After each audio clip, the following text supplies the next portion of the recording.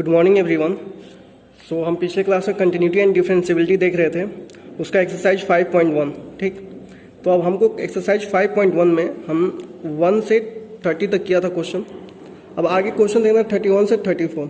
ठीक है, उससे पहले हम एक कॉन्सेप्ट देखेंगे, कॉन्सेप्ट ऑफ कंपोजिट फंक्शन। ठीक है, तो सबसे पहले हम देखेंगे ये कंपोजिट फंक्शन होता क्या है। ठीक है, तो जैसा आपका नाम बोल रहा है कंपोजिट मीन्स कंपोजिशन, मीन्स ऐसा फंक्शन जो क्या है, दो फंक्शन के कंपोजिशन से बना हुआ हो, तो उसको क्या बोलते हैं, हम कंपोजिट फंक्शन बोलते हैं। ठीक है, आप देखो उसी को मैं यहाँ पे आपको बताया हूँ कि सपोज ये दो फंक्शन है f और g।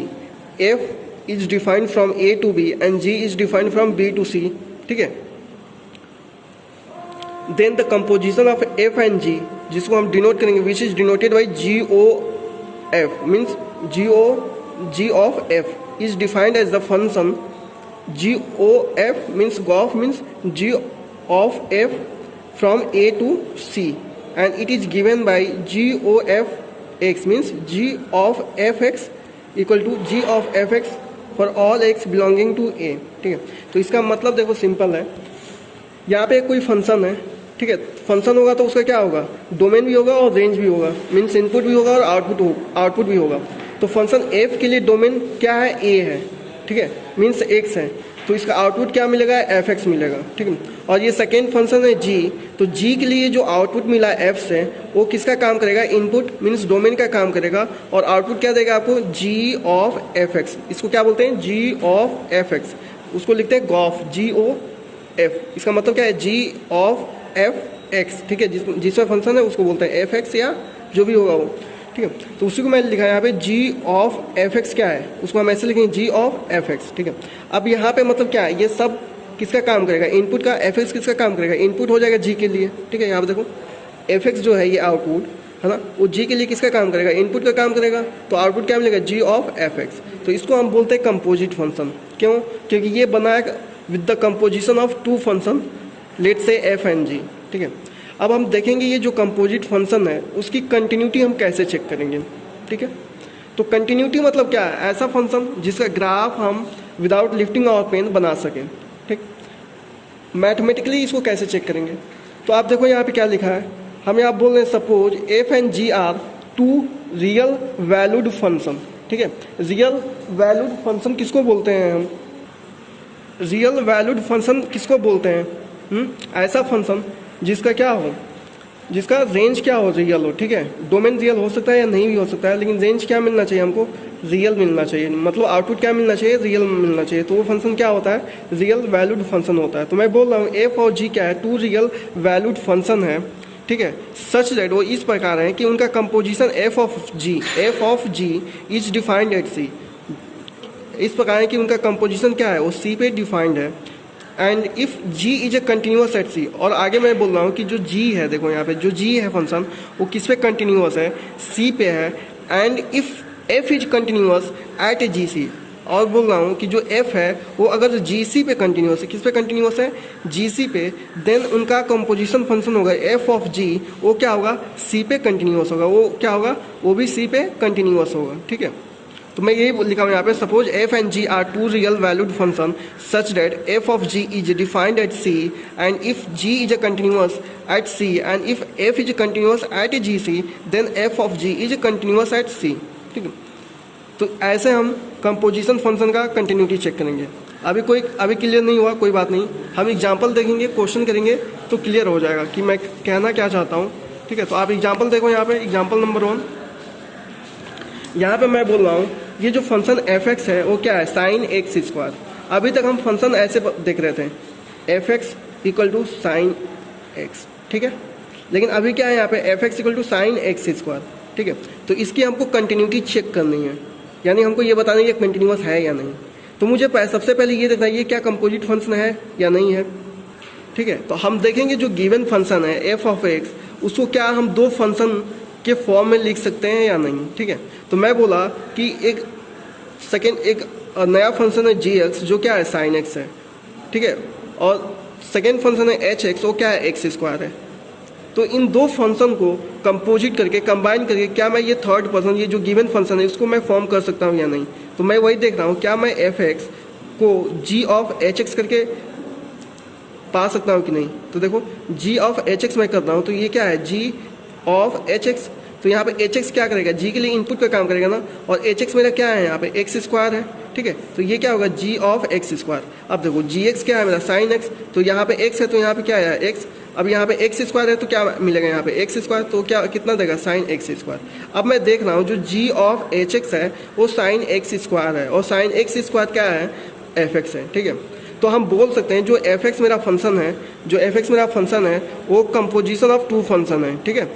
किन किन फंक्शन का कंपोजिशन है, फंक्शन जी एक्स और एच एक्स, उनका कंपोजिशन है। उस चीज़ को मैंने यहाँ पे प्रूव कर दिया कि जो फंक्शन एफ एक्स है वो जी और एच एक्स का क्या है, कम्बिनेशन है, कंपोजिशन है, ठीक है। अब मैं बोल रहा हूँ कि जी एक्स क्या है, g x equal to sine x, और साइन एक्स क्या होता है, फॉर ऑल रियल नंबर क्या होता है, कंटिन्यूअस होता है। साइन एक्स का ग्राफ कैसे बनता है, ऐसे बनता है ना, आप देखो ग्राफ ऐसे ही बनता है ना साइन एक्स का। तो साइन एक्स क्या है, पूरे डोमेन में क्या होता है, कंटिन्यूअस होता है ना। तो मैं बोल रहा हूँ जी एक्स क्या है, sine x which is continuous for all real value. आपको पता है क्यों, ट्रिग्नोमेट्रिक फंक्शन जो भी होते हैं वो अपने डोमेन में क्या होते हैं, ट्रिग्नोमेट्रिक फंक्शन जो भी होते हैं वो अपने डोमेन में क्या होता है, कंटिन्यूअस होते हैं, ठीक है। वैसे ही पॉलिनोमियल फंक्शन जो भी होते हैं वो अपने डोमेन में क्या होते हैं, कंटिन्यूअस होते हैं। जैसे 3x मैं बोलूँ ये लाइन का इक्वेशन है, ठीक है, या 3x स्क्वायर, ठीक है, तो ये पैराबोला का इक्वेशन है, ठीक है, क्वाड्रेटिक इक्वेशन। ऐसे ही आप या एक्स क्यूब बोलो तो ये भी क्या है, पॉलिनोमियल है ना, polynomial with degree 1, polynomial with degree 2, polynomial with degree 3, ठीक है। तो जितने भी पॉलिनोमियल फंक्शन होते हैं वो भी क्या है, ऑल रियल नंबर के लिए क्या होता है, कंटिन्यूअस होता है, ठीक है। वैसे ही यहाँ पे एच एक्स जो है सेकेंड इसका कंपोनेंट फंक्शन का वो क्या है, एक्स स्क्वायर, और एक्स स्क्वायर मेरा क्या होता है, पॉलिनोमियल फंक्शन होता है, ठीक है। तो इसका भी क्या है, ये भी कंटिन्यूअस है फॉर ऑल रियल नंबर, ठीक है। एक्स स्क्वायर का ग्राफ ऐसे ही ना बनता है, देखो पैराबोला, ठीक। तो अब हम बोल रहे हैं कि since the function f x is obtained from the composition of two function which is g x and h x, इसलिए हम क्या बोलेंगे, हम बाय थियरम हम बोल सकते हैं कि जो कंपोजिट फंक्शन है एफ एक्स वो भी क्या होगा, अपने डोमेन में कंटिन्यूअस होगा, ठीक है। तो मैं उसी को यहाँ पे लिखा हूँ कि h x equal to sine x is continuous for all real value, and h of x equal to x square is also continuous for all real value. Therefore we can say that the composite function f of x which is g of hx is also continuous for all real value, ठीक है। ये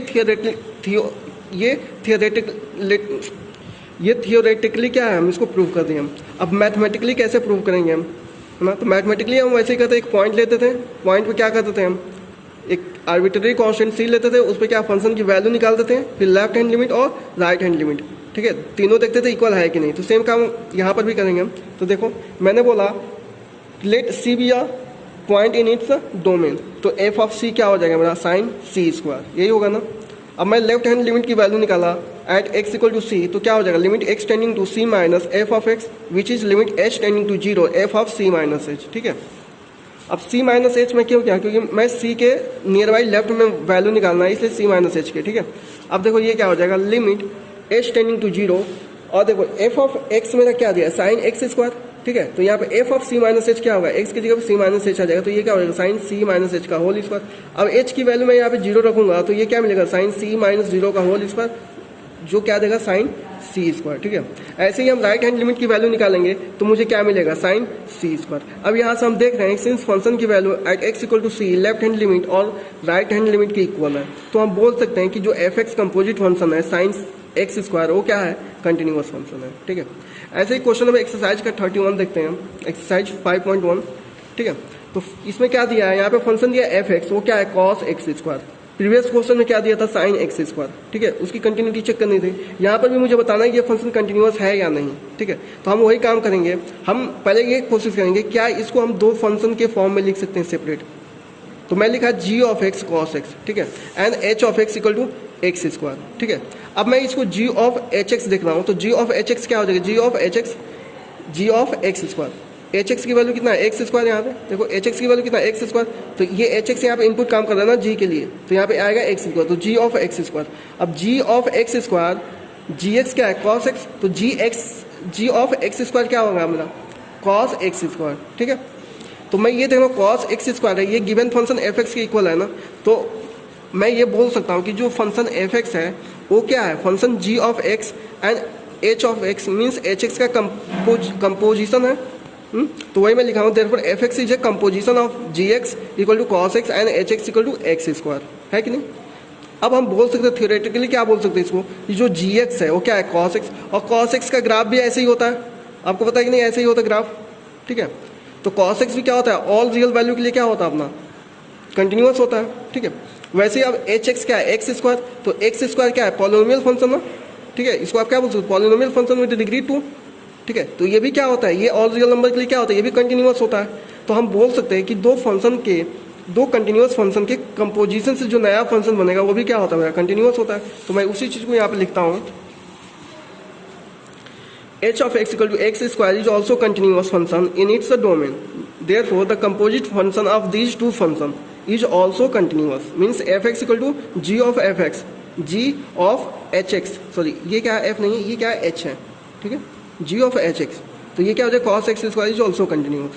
या इसको mathematically कैसे करेंगे, वैसे ही करेंगे हम, एक पॉइंट लेंगे c, वहाँ पे फंक्शन की वैल्यू निकालेंगे जो क्या आएगा, cos c square, left hand limit की वैल्यू निकालेंगे जो क्या आएगा, again cos c square, and right hand limit की वैल्यू निकालेंगे, अगेन क्या आएगा, cos c स्क्वायर। अब हम तीनों के इक्वल दिखाएंगे और बोलेंगे therefore function f(x) is continuous function, ठीक है। अब ऐसे क्वेश्चन नंबर 32 देखते हैं हम इसका।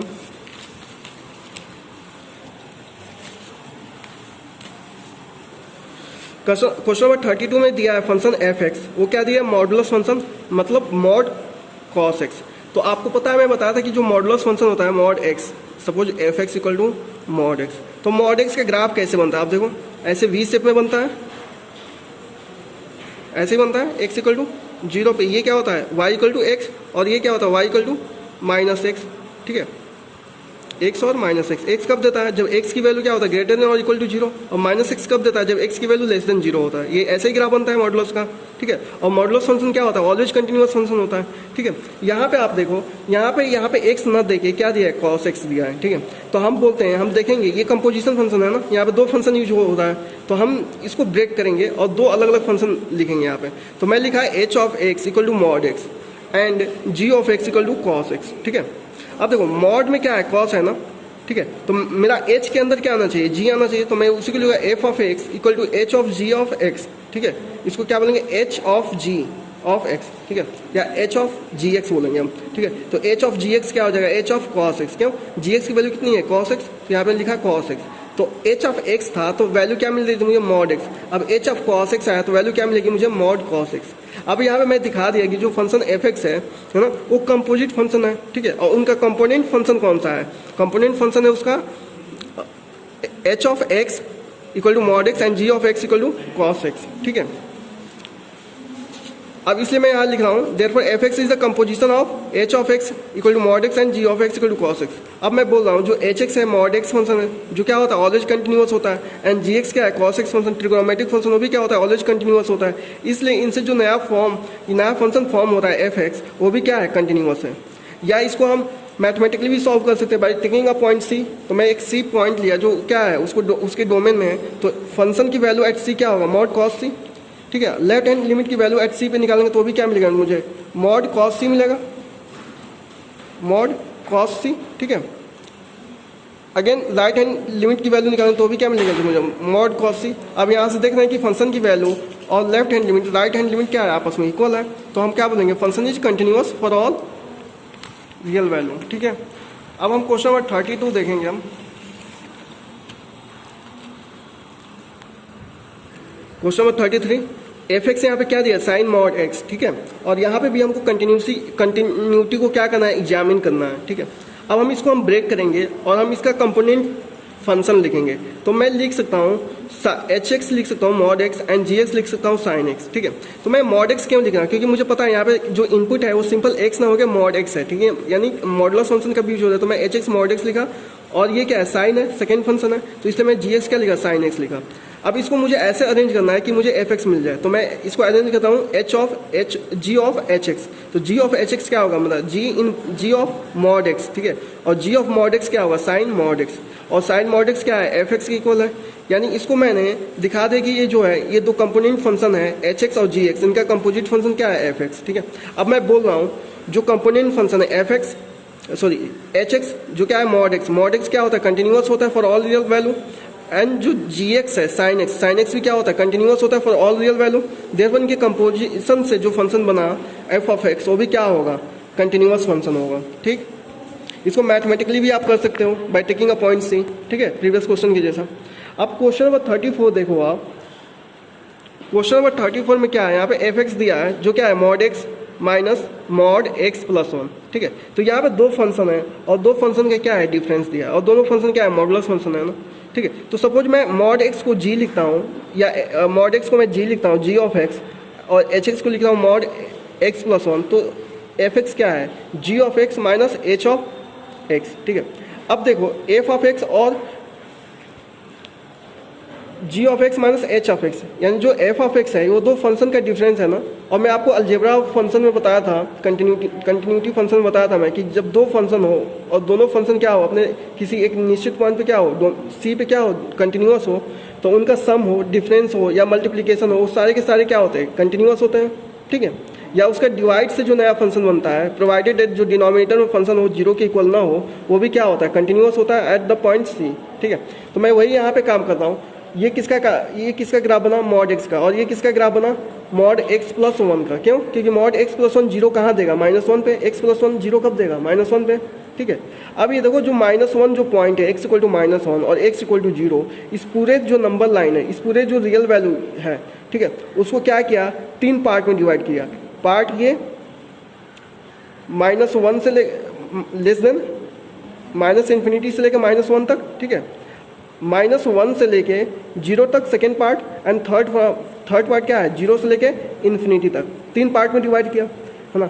अब मुझे ये कंटिन्यूटी चेक करनी है, तो हम क्या करेंगे, आप देखो यहाँ पे -1 के लेफ्ट में क्या है फंक्शन कंटिन्यूअस है कि नहीं, 0 के राइट में क्या है फंक्शन कंटिन्यूअस है कि नहीं, 0 और -1 के बीच में क्या है अगेन फंक्शन कंटिन्यूअस है कि नहीं।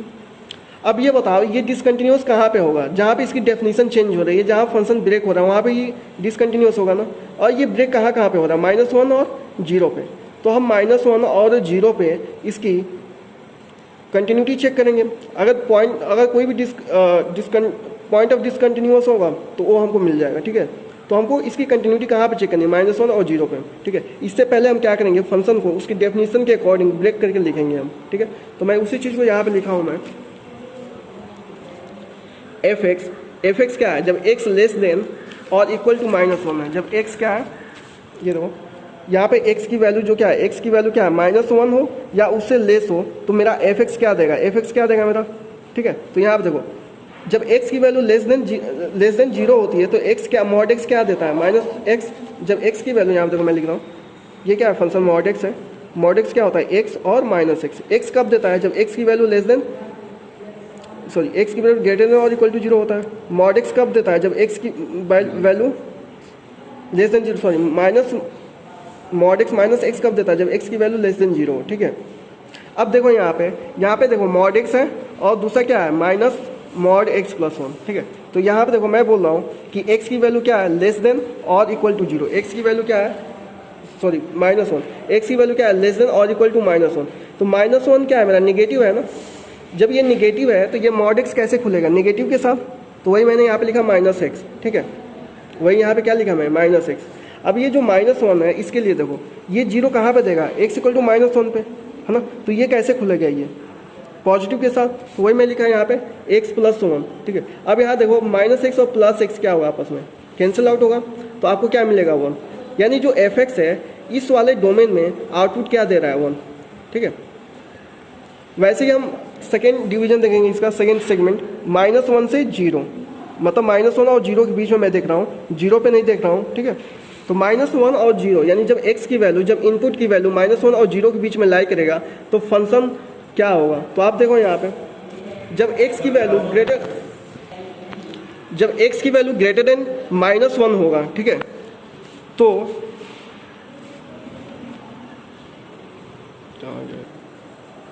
ठीक है। तो यहाँ पे देखो सेकेंड में मेरा क्या है इस वाले पार्ट में हम देख रहे हैं -1 से 0 के बीच में, तो मैं बोल रहा हूँ x बिलोंग्स टू -1 एंड 0, मतलब x is greater than -1 but less than 0, ठीक है। तो अब यहाँ पे देखो डेफिनेशन कैसे चेंज होगा, जब x की वैल्यू -1 से ग्रेटर होगा लेस देन 0 होगा तो x की वैल्यू क्या है स्टिल निगेटिव है कि नहीं। जब निगेटिव होगा तो मॉड x का आउटपुट क्या आएगा, मॉड x क्या देगा -x। क्यों, जब x की वैल्यू 0 लेस देन 0 होता है तो मॉड x कैसे खुलता है -x से, तो मैं यहाँ पे क्या लिखा -x, ठीक है। अब देखो ये मॉड एक्स प्लस वन है, मॉड एक्स प्लस वन।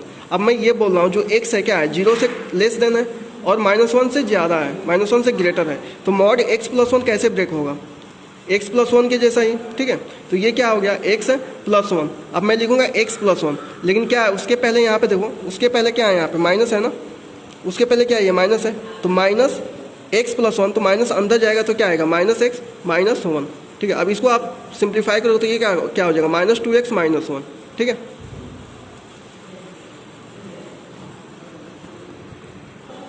ठीक, अब जब x की वैल्यू थर्ड सेगमेंट में देखो, जब x की वैल्यू ग्रेटर देन 0, x की वैल्यू क्या हो, ग्रेटर देन 0 हो या 0 के इक्वल हो, ठीक है, तब ये कैसे ब्रेक होगा। तो देखो यहाँ पे जब x की वैल्यू ग्रेटर देन या इक्वल टू 0 हो तो जो मॉड x है वो क्या देगा, +x देगा ना। देखो यहाँ +x, तो यहाँ मैं लिखा क्या, +x लिखा मैं, ठीक है। अब देखो जब x की वैल्यू ग्रेटर देन 0 हो या इक्वल टू 0 हो तो ये जो मॉड x -1 है, ये मॉड x +1 है, ये भी वैल्यू क्या देगा, पॉजिटिव के साथ आएगा, ठीक है। तो यहाँ पे लिखा मैं पॉजिटिव, मतलब इन ब्रैकेट x +1। अब माइनस से जब मल्टीप्लाई करूँगा तो क्या हो जाएगा, -x -1। अब ये -x और ये +x क्या होगा, आपस में कैंसिल आउट होगा, ठीक है। तो आपको यहाँ पे क्या बचेगा, -1, ठीक है। तो -1 दिया कब, जब x की वैल्यू ग्रेटर और इक्वल टू 0 हो। अब ये मेरा फंक्शन डिफाइंड हो गया, ठीक है। अब हम कंटिन्यूटी कहाँ पे चेक करेंगे, जो बाउंड्री जहाँ पे ब्रेक होने की चांसेस है, ठीक है। तो हम x = -1 में एक बार चेक करेंगे और x = 0 पे चेक करेंगे। तो x = -1 में फंक्शन की वैल्यू कितनी होगी, -1, फंक्शन की वैल्यू कितनी होगी, 1, f ऑफ -1 क्यों, देखो यहाँ पे जब x = -1 है तो फंक्शन की वैल्यू कितनी मिल रही है, 1 मिल रही है, ठीक है। तो f ऑफ -1 क्या मिला मुझे, 1 मिला, ठीक है। ऐसे ही लेफ्ट हैंड लिमिट की वैल्यू निकालेंगे तो उसमें क्या मिलेगी, लेफ्ट हैंड लिमिट क्या होगा, limit x tending to 0 -1 minus f of x। तो ये क्या हो जाएगा, limit h tending to 0 f of -1 -h। -1 -h क्या है, लेस देन -1 है ना। लेस देन -1 के लिए कौन सा फंक्शन से फंक्शन डिफाइंड है, इस वाले से। तो अगेन आपको वैल्यू क्या मिलेगी, 1। राइट हैंड लिमिट के लिए देखो, limit x tending to -1 plus f of x, ये हो जाएगा limit h tending to 0 f of -1 plus h। -1 plus h क्या है, ग्रेटर देन 1 है, -1 है ना। -1 प्लस h क्या होगा, ग्रेटर देन -1 होगा। और ग्रेटर देन -1 के लिए कौन सा फंक्शन डिफाइंड है, ये वाला। तो मैं वही लिखा है यहाँ पे, limit h tending to 0 -2 in bracket -1 plus h -1, ठीक है। तो ये देखो h की वैल्यू यहाँ पे 0 रखोगे तो ये क्या हो जाएगा, -2 इन ब्रैकेट -1 प्लस 0। अब इसको मल्टीप्लाई करो तो क्या मिलेगा, 2 -1, वो क्या देगा, अगेन 1। तो यहाँ से आप देख रहे हो कि फंक्शन की value at x = -1, left hand limit और राइट हैंड लिमिट क्या है, आपस में तीनों इक्वल है। तो आप बोल सकते हो कि फंक्शन f(x) क्या है, x = -1 पे कंटिन्यूअस है, ठीक है। अब मैं x = 0 पे भी मुझे चेक करना होगा, ठीक है। तो x = 0 पे फंक्शन की वैल्यू क्या मिलेगी, देखो f ऑफ 0 कहाँ है, इस वाले x ग्रेटर देन और इक्वल टू 0 के लिए ये वाला फंक्शन मिल रहा है -1। तो f ऑफ 0 की वैल्यू क्या मिलेगी आपको, -1, ठीक है। लेफ्ट हैंड लिमिट की वैल्यू क्या मिलेगी आपकी, यहाँ पे limit x tending to 0 minus f of x, वो क्या हो जाएगा, limit h tending to 0 f of 0 minus h क्या होगा, limit h tending to 0 f of -h। 0 minus h क्या है, लेस देन 0 है ना। तो लेस देन 0 के लिए कौन सा फंक्शन से फंक्शन डिफाइन है मेरा, लेस देन 0 के लिए ये वाला सेकंड। तो यहाँ पे क्या आ जाएगा, limit h tending to 0 -2 in bracket -h -1। h की वैल्यू 0 रखो तो क्या मिलेगा आपको, -2 × 0 0 -1, ठीक है। ऐसे ही राइट हैंड लिमिट की वैल्यू निकालो। तो राइट हैंड लिमिट की वैल्यू क्या होगी, limit x tending to 0 plus f of x, जो क्या देगा, limit h tending to 0 f of 0 plus h, जो क्या देगा, limit h tending to 0 f of h। 0 plus h या h क्या है, ग्रेटर देन 0 है, ठीक है। तो ग्रेटर देन 0 के लिए कौन से फंक्शन डिफाइन है मेरा, -1 से। तो यहाँ से अगेन आपको क्या मिलेगा आंसर, -1। तो आप देख रहे हो कि f of 0 left hand limit और राइट हैंड लिमिट के इक्वल है। तो आप क्या बोल सकते हो, f(x) is continuous at x = 0 2, ठीक है। यानी x = 0 और x = -1 पे f(x) क्या है, कंटिन्यूअस है। अब इस प्रकार आप बोल सकते हो कि f(x) क्या है, कंटिन्यूअस है in its domain and therefore it has no point of discontinuity. जब f(x) क्या है, पूरा कंटिन्यूअस है तो उसमें डिसकंटिन्यूटी पॉइंट मिलेगा नहीं, कोई डिसकंटिन्यूअस पॉइंट नहीं मिलेगा, ठीक है। तो वही मैं बोला, therefore it has no point of discontinuity. तो इस प्रकार आपका एक्सरसाइज 5.1 कंप्लीट हुआ, ठीक है। नेक्स्ट क्लास में हम लोग डिफरेंशिएबिलिटी देखेंगे,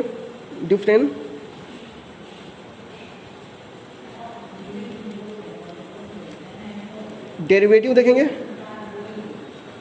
ओके। तो आपका होमवर्क क्या है आज का, एक्सरसाइज 5.1 ऑल कंप्लीट, ठीक है। अगर कोई भी डाउट होगा तो आपको क्या करना है, पूछना है, ठीक है। तो आप पूछो कैसे, आप कमेंट सेक्शन में क्या कमेंट कर सकते हो या ग्रुप में क्या कर सकते हो, ग्रुप में क्या कर सकते हो आप अपना क्वेरी जो भी क्वेश्चन है उसको पोस्ट कर सकते हो। ठीक है, थैंक यू।